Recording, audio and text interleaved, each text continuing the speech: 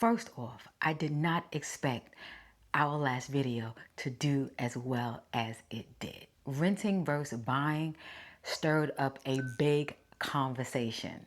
Some said, Kelly, a paid off house is always gonna be better. Others said, I've owned a home and I'm completely over it. I enjoy renting. They were willing to give up all the things like maintenance, repairs. The list goes on and on and on. I had to write this down because I didn't want to miss a thing. I said, you know what? I got to make sure I have all my notes because I don't want the ladies to be like, Kelly, you better come correct with this one. But then you had others who made the conversation a little bit more deeper. If my mortgage is paid off and I still have property tax, insurance, utilities, and repairs, is my house really free? Nothing is free. We have to pay to have roof and shelter over our head. Now that that is clear, I'm not here to tell anyone to rent or buy, but I do think you should stop looking at a paid off house as a retirement plan, because you're on a fixed income. And yes, you may have this, yes, you may have that, this coming in, but we can't control taxes. We can't control insurance rates. We can't control any of that. We can base things upon what we have and say, oh, we good, this is how much this costs. Things go up. Things go up. And anything, renting as well. Everything goes up. So the real question is, will this house still make sense for my life, my budget, and your peace of mind at 75? We going deep, y'all.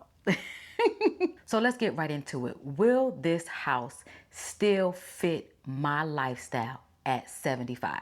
For me, I have a 2-story home. I'm going to tell you right now, no. For me, no. 75, no.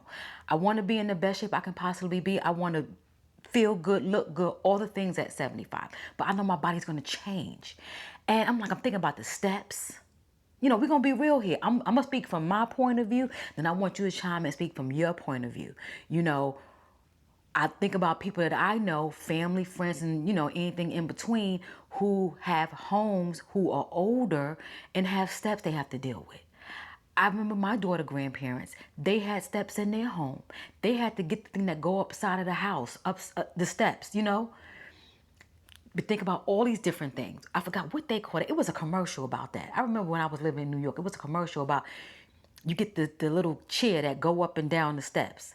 Another expense. Another expense. You got the stairs.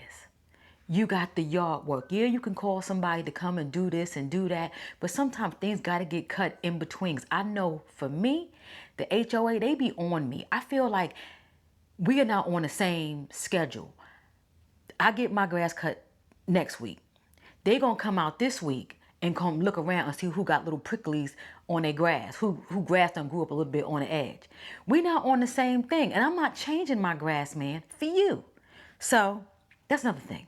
Having an HOA is something else. It's a gift and a curse. You know what I'm talking about. The never-ending repairs. And I mean, I don't mean like, you know, sometimes we may have those big repairs. You will have the water heater. You will have the HVAC or whatever. But sometimes it be like the little things. The damn cabinet door is coming off. The handle. The drawer with the junk drawer. Something going on with that drawer. It's not gliding right. It just be something versus you got to go fix that versus you calling the maintenance man to come do it. You know. And you know, sometimes when you live in a home, you're not pretty much in like the city limits and where things are. So I think about driving. I want to be able to be close to the proximity to healthcare. If you live out, like me, right now I live out.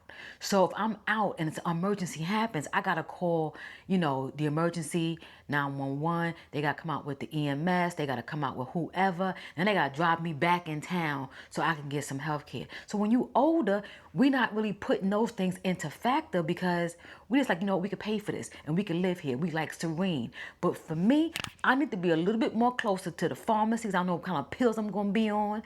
I might need to be close to the the emergency room, and I might need to be close to the grocery store. Yes, we live in a modern time now where things can get delivered to us and all the things. I do have a delivery service that brings me my things. Absolutely.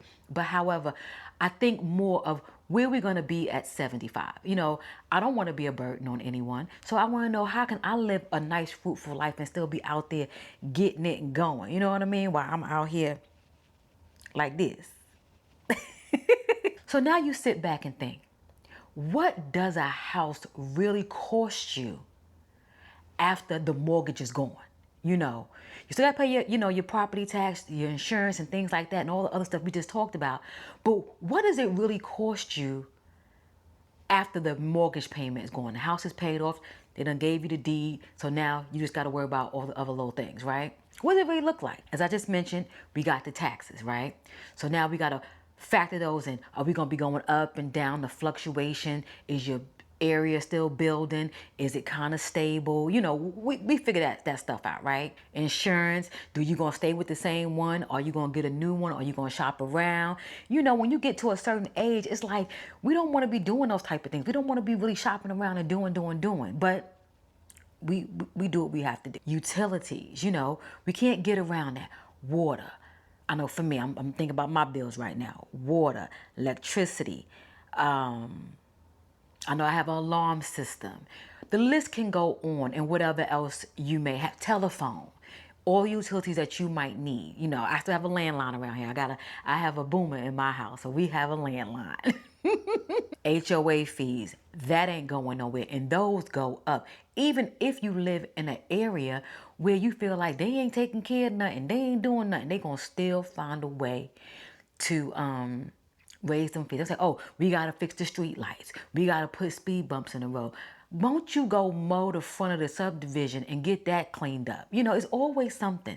That was my previous I'm having a flashback. That was my previous subdivision. I digress. And then, as I mentioned before, the routine maintenance, things around the house that you got to do.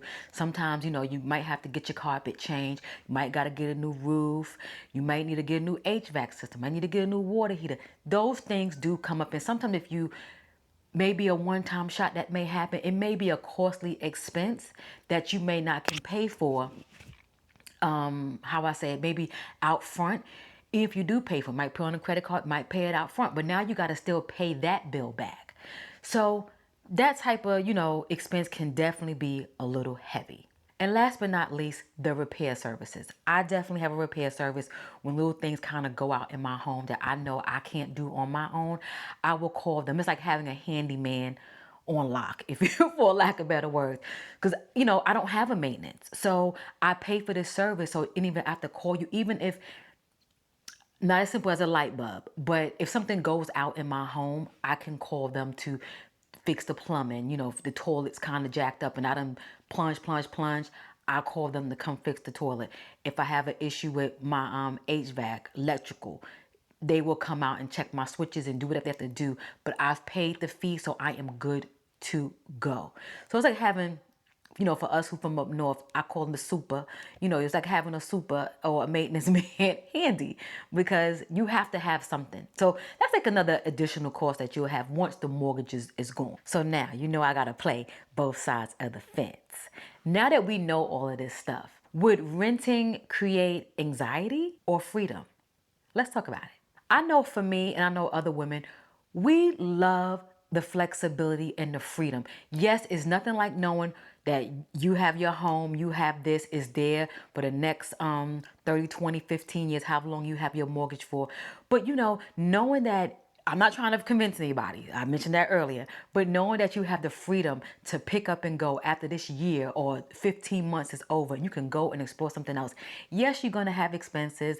Yes, you're going to have the moving fee, to this, that, and the other, whatever it might be. But I know for me, as long as I am vibrant like this, I'm going to want to see what some other place looks like. See what this feels like. Go here, go there, do all the different things. That's just me. I like to move. And I understand people say, get you some roots somewhere. Da, da, da, da.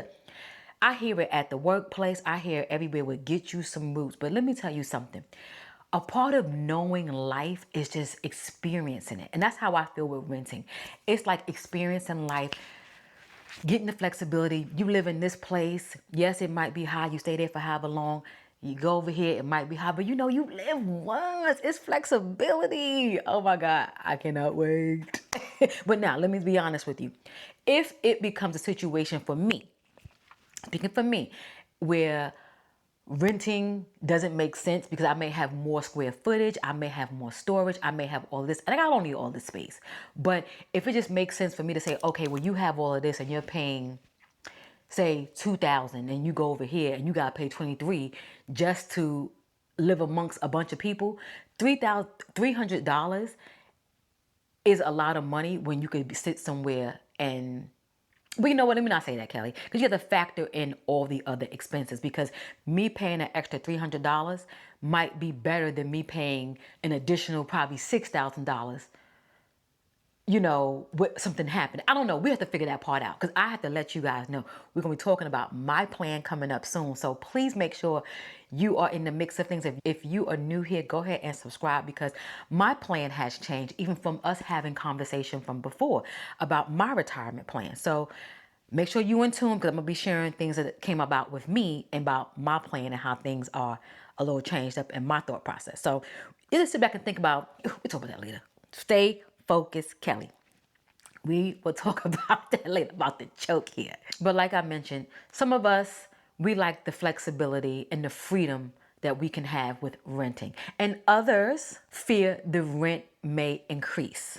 And I get it. And having to move later. You know, you just have to sit back and think about all the pros and cons to everything. And we're definitely gonna talk about that more because your girl, your girl, your girl, your girl. Is there a middle of the road with all of this? And there is. We love middle of the road. A smaller home, downsized. Yes, I know you have to move and pick up and box up and do all these different things. That's why you do things when you're at good, young, kind of spunky, where it won't really hurt you too bad. Or better yet, you hire the people. The people these days, they will pack your stuff up down to your damn underwear. I'm not saying do that, but they will do it. You know what I mean? They will do it. A condo. I was thinking along those lines because condos come in nice high-rise buildings. I want to live that life. I want a big column in my living room. I want to see the whole skyline of North Carolina, downtown Raleigh. I love North Carolina. So North Carolina is a good retirement state. So I don't foresee myself going anywhere, but I do see myself traveling and going to different places and enjoying what these good 50 states have to offer us here in the US. So yes, I do see myself going and living other places for a short period of time and having like North Carolina be home base. We'll get into that somewhere. I'm just giving y'all little teasers, A townhome. A townhome can definitely be less work because you have to worry about your maintenance in regards to the grounds because that's going to be taken care of through the actual area of the townhome. So you have to worry about that. But definitely on the inside, you still have to worry about that. But that cuts some cost, if you will. I feel like townhomes is still the responsibility of a house, but you don't have to worry about the outside. Some townhomes come with maintenance, so you can go ahead and call someone to help fix something if something needs to be fixed. So that is definitely an option. And that happens in condos as well. You definitely can have the maintenance package and they'll come fix things. So I'm definitely thinking about that road where you can still purchase something and you can pass down if, you know, I don't know, my daughters, they like, look, give me the money. In addition, a senior community, 55 and over, they have so many perks and benefits. They have different social clubs and different things like that. Now, I'm not saying, you know, you have to partake in that, but it might be nice to be amongst someone or some people that are amongst your age group and whatnot. And also, not just that, benefits the perks of your age. Yeah, you know, you may not want to sit and play games or whatever. I know I might want to play a game or two, but you can benefit from the perks that they offer. Fixed, probably, I'm assuming here, fixed rent. You worry about all of that. They probably work with you with your income. They pay what you can. I don't know. I don't live there, but I can safely assume that there might be some really, really good perks with living in a senior community. So if you live in a senior community or you know someone that does, drop that down below so we can talk about that because that's us spreading more information to all of us because this is new to me as well. I'm trying to figure it out. Just like I'm sharing, we are doing this together. or just an overall downsize, whatever that might look for you. Like I mentioned before, maybe getting a smaller home, a condo where you're still buying something, but it's something smaller. Some of us, we like to have a big house and have different rooms to, sashay into. Me, I like it sometimes, but me, I grew up in New York, all our, apartments and things like that. I don't mind somebody below, to the left, to the up. I don't mind that. It doesn't bother me. Do I see the comfortability living in a home for the last probably 18 years? Yes, there is a big difference with not having someone to the left, to the right, to the up, to the down. There is a big difference. I don't mind both. I see the benefit in both. So, but just a downsize. It all just depends on what's best for you. Again, this is our journey and we're doing what is best for us. So the main choice here is what allows you to sleep good at night. Baby, it is your decision. I was reading the comments. I said, the beauty of this, us black women over 40, trying to figure out our single life. And those who may not be single, but you're trying to figure out things just with you and your spouse and your significant other or your partner, however that might look. The fact that we have our own opinions and we think different, that's what makes us so unique. That we can sit here and some of us are like one way, some of us are like the other way, and we're not convincing. And that's not what I'm trying to do. I'm not convincing you to do one thing or the other, because I've done both already and I'm not even in retirement. But I'm sitting here and I'm thinking about what would be the smartest move. Because I might sit here and say, you know what? I want to go rent. Then I get out there and I be like, you know what? I want a house again. I want to go buy something. Or I get out there and buy something again. But you know what? I want to go back and rent. That's the luxury that we can do what we want to do when we want to do. And it's all about what's best for your pockets. It's all about what's best for your soul and anything like that. So I want to say I applaud each and every one of you for having your own opinion on what is best for you. That's it. I think it's beautiful because your girl over here, I be bouncing off the wall trying to figure out what I'm going to do every day. And saying all of that to kind of just, regurgitate everything I've been saying. The best decision is the one for you. Because no one's paying your bills. No one's doing anything for you. You're doing it for yourself. So it's always the best decision for you. And, we all can sit here and be like, what doesn't make any sense? It doesn't make any sense for you. So whatever your decision is good for you. And what's a good decision for me is good for me. And that's what I want us all to do. But I want us all to help each other, inspire each other to sit back and commend each other for what we choose and how we choose to live our retirement as single black women. And it's okay, And who knows? Who knows what the future may hold, right? We don't know. So, in saying all of that, I want to thank each and every one of you for being here. I truly, truly appreciate each and every one of you. I just want to say thank you. I love when we had this kind of conversation. I had no idea this conversation was going to do what it did. I love the fact that there's new ladies here to be in our community. And this is what I wanted. I wanted us to share the video, talk to each other and say, you know what, come on in, be in our space so we can have these conversations and we can help each other.